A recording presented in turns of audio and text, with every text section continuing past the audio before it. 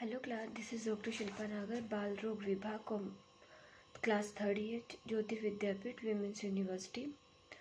आज का हमारा सेशन 2.12 है, जिसमें हम डिस्कस करने वाले नेगमेश और शवग्रह के बारे में। नेगमेश शवग्रह, इनका पर्याय, साइन सिम्टम क्या होते हैं, इनकी आकृति क्या है, अरिष्ट लक्षण क्या बताए गए हैं, उनका मॉडर्न कोरिलेशन किससे किया गया है, उसके बारे में डिस्कस करेंगे। ओके, तो स्टार्ट करते हैं हम हमारा सेशन नंबर 2.12, बाल ग्रह का नेगमेश और शवग्रह। तो हम 4 नंबर का ग्रह पढ़ने जा रहे हैं, 3rd नंबर का ग्रह पढ़ने जा रहे हैं, नेगमेश ग्रह। ओके, तो नेगमेश ग्रह है क्या? नेगमेश ग्रह के पर्याय बताए गए। सबसे पहले नेगमेश ग्रह को मेष ग्रह और नेगमेश ग्रह बोलते हैं। नेगमेश का नेगमेश नाम क्यों है ये बताते हैं।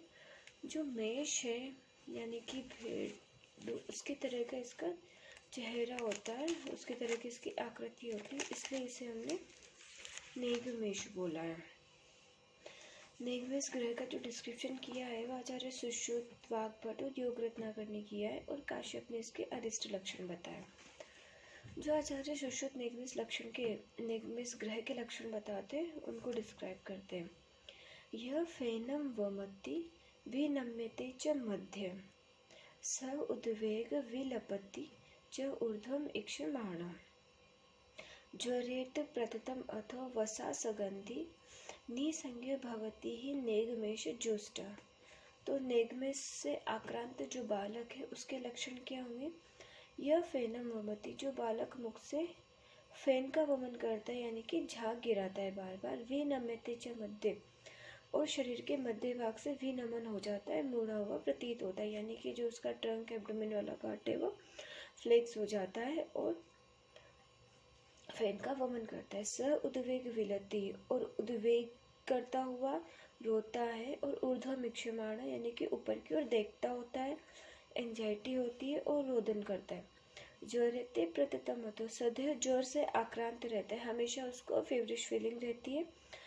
नेगमेश ग्रह की जो गंध बताई है वो होती है वसा सगंधी, सदैव उसके शरीर से वसा की गंध आती रहती है।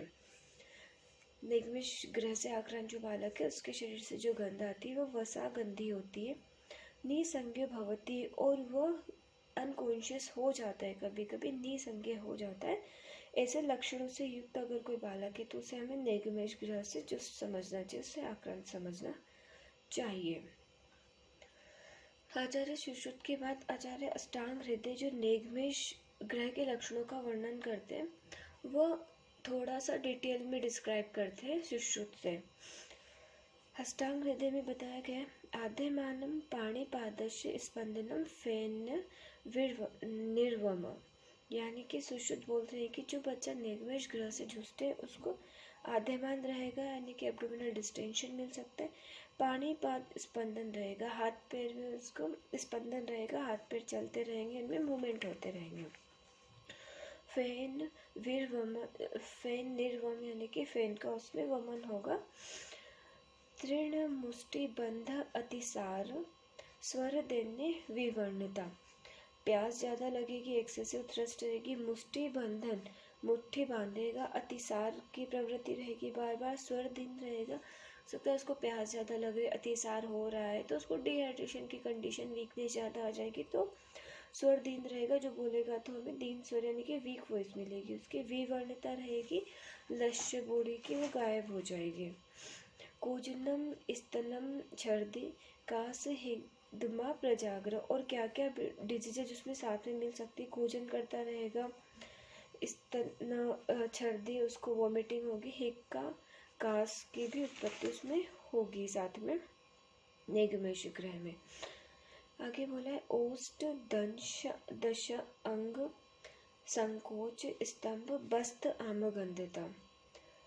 छर्दी, हिक्का, कास, इनके अलावा वो अपने होस्ट को काटता रहता है, अंग का संकोच करेगा और बकरे के समान गंध आती है। ऊर्ध्व निरक्षय हसनम, ऊपर देखते हुए हंसता है। मध्य विनम्नम ज्वर, और बीच में से फ्लेक्स हो जाता है, विनमित हो जाता है, जो सुश्रुत ने बताया वैसे अष्टांग हृदय ने बताया, और हमेशा उसको ज्वर रहता है। ज्वर, अतिसार ये लक्षण मिल रहे हैं, तृष्णा, तो उसको मूर्छा हो जाती है, मूर्छते यानी कि निसंज्ञ हो जाएगा। नेत्र एक शोफ और वन साइडेड आई में उससे स्वेलिंग रहेगी। नेगमेश ग्रह आकृति, ऐसा है नेगमेश ग्रह के लक्षण बताए हैं काश्यप ने, अष्टांग हृदय ने, वाग्भट ने। योग रत्नाकर बताते हैं नेगमेश के लक्षणों का वर्णन करते हुए, छर्दी चंदन कंठ आश्य शोषो, मूर्छा विगंधिता, ऊर्ध्व पश्चित दश्य दंता, नेगमेश ग्रह वध। योग रत्नाकर ने सुश्रुत और अष्टांग हृदय जैसे ही लक्षण बताए, वमन होगा, कंठ आश्लेष होगा। हमने वाग्भट ने बताया था कि तृष्णा रहेगी, त्रिट रहेगी, और त्रिट रहेगी तो कंठ आश्लेष होगा, ये वाग्भट ने योग रत्नाकर ने बताया। मूर्छा विगंधिता, अनकॉन्शियस हो जाएगा पेशेंट, और विगंधिता यानी कि उसके शरीर से दुर्गंध आएगी। इन्होंने कोई स्पेसिफिक दुर्गंध नहीं बताई योग रत्नाकर ने, लेकिन जो सुश्रुत ने बताई थी वसा सगंधी नेगमेश ग्रह से जुष्ट बालक के शरीर से आती है। हमेशा ऊर्ध्व दृष्टि रखता है यानी कि ऊर्ध्व पश्चित, और अपने दांतों का दर्शन करता है, ऐसे लक्षण नेगमेश के होते हैं। नेगमेश ग्रह की आकृति के बारे में क्या बताएं?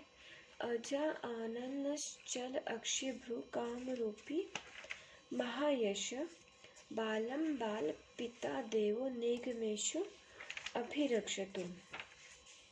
तो नेगमेश ग्रह की आकृति का वर्णन करते हुए सुश्रुत ने बोला है कि अजा आनन यानी कि बकरे के समान मुख वाला होता है नेगमेश ग्रह, तथा नेगमेश ग्रह की जो अक्षीय भ्रू है चलायमान होती है, चल अक्षीय भ्रू है, और स्वेच्छा से रूप धारण करने वाला था, काम रूपी अपने अकॉर्डिंग या अपनी आकृति या रूप में चेंज करते हैं। महायशस्वी महायश, शिशु के पिता नेगमेश देव बालक की रक्षा करें, ऐसा नेगमेश ग्रह का आकृति का वर्णन सुश्रुत ने किया है।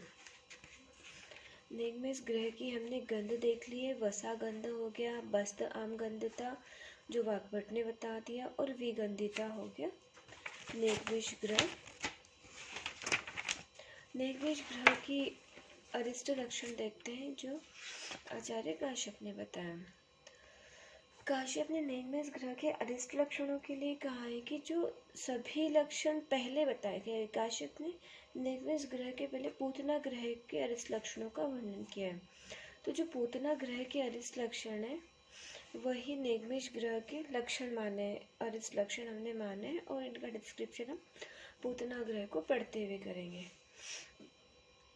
नेगमेश ग्रह के जो भी सिम्टम हमें मिल रहे हैं वो लगभग डिहाइड्रेशन से होने वाले सिम्टम के जैसे मिल रहे हैं, या फिर इसके कारण जो कोलैप्स हो जाता है डिहाइड्रेशन के कारण, उसकी वजह से मिलते हैं।